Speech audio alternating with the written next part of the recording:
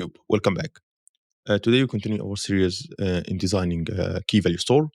In the previous video, we talked about the cap theorem, and today we'll start to design the full system, and we started talking about the main components that are required for designing a key value store. We talked before about the cap theorem, and we said that our system should be a highly available system because most of the NoSQL databases afford high availability. And we did have all these requirements for our database to, or for our system to satisfy. When it comes to the big data, because as you can see here, we want to have the ability to store big data. For this one, let's think about we have like billions, and we said again, let's go to the requirements again. We said that we guess we have a billion item or something like that. Um, let's just put this square because we will need it and make it white. Okay. Fitting all the data, like let's say that we have data, we have a lot of amount of data.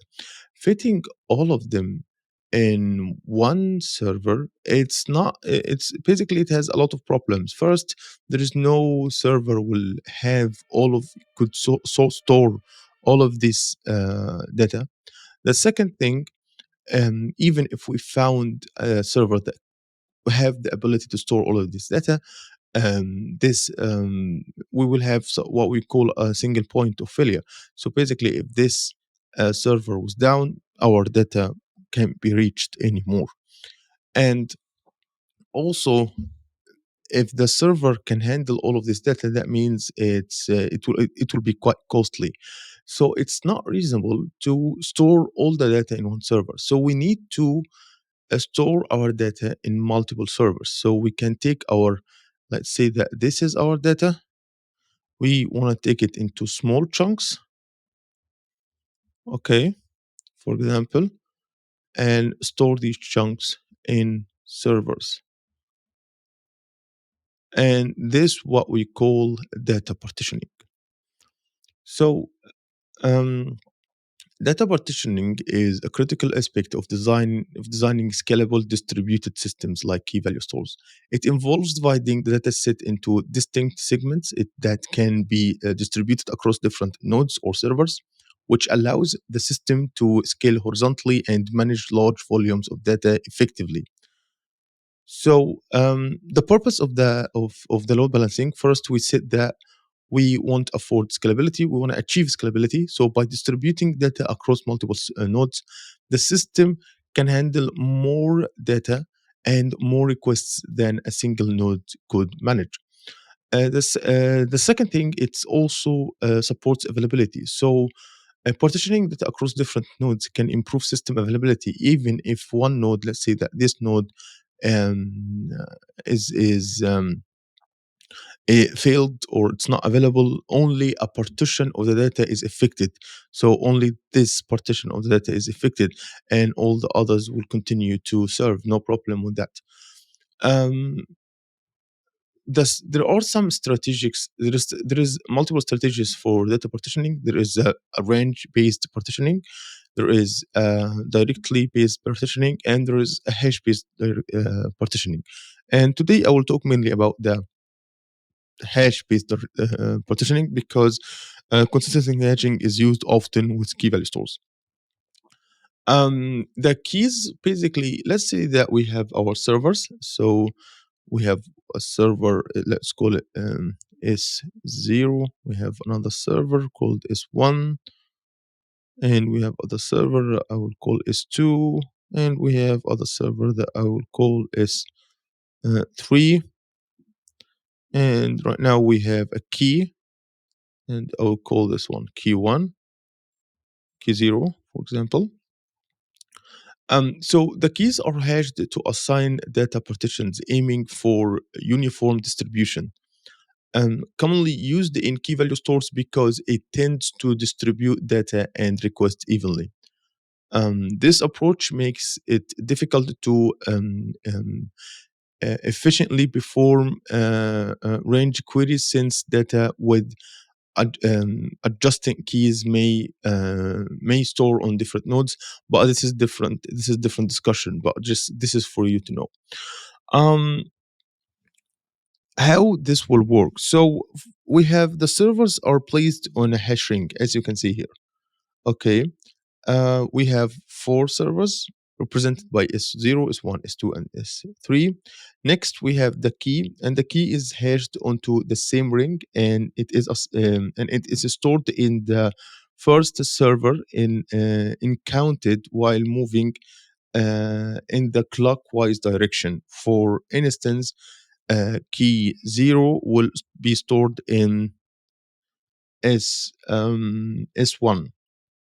And using consistent hashing to partition data has a lot of advantages. First, we have automatic scaling, so servers can be added and removed automatically depending on the load. The second is the number of the virtual nodes for server is proportional on the server capacity. For example, servers with higher capacity are signed with more virtual nodes. So let's talk in details in consistent hashing. So a particularly effective method for partitioning in distributed system is consistent hashing, especially useful for key value stores. In terms of the principle, consistent hashing maps keys to fixed range of values, which are then associated with nodes. When the system is resized, nodes are added or removed. Only partitional amount of data needs to be relocated. In terms of virtual node, like to improve distribution flexibility, each node can be represented multiple virtual nodes in the hash ring. This approach helps distribute the load more evenly, especially in systems with varying node capacities or when nodes are added or removed. Um, Also, we have what we call data rebalancing. Like when nodes are added or removed, data needs to be rebalanced. Ideally, only a minimal amount of data, which is proportional to the change in the number of nodes, should be moved to maintain balance across systems. So first, let's talk about virtual nodes. So let's say that S1 has big capabilities. It have resources that maybe two times S2 and is zero. So we can have another position for S1. So we have this one. It will be S1V. 0, for example. This is a first virtual node. And also we can add another virtual node for S1 V1, for example, and we can do this for S3, etc. So by this one, we'll make sure that having virtual nodes that we are distributing the keys evenly. Data partitioning consideration. There are some considerations that come with data partitioning. First, the key space. Like the design should consider how to define the key space and partition it effectively, avoiding imbalances and ensuring scalability. Also, data locality.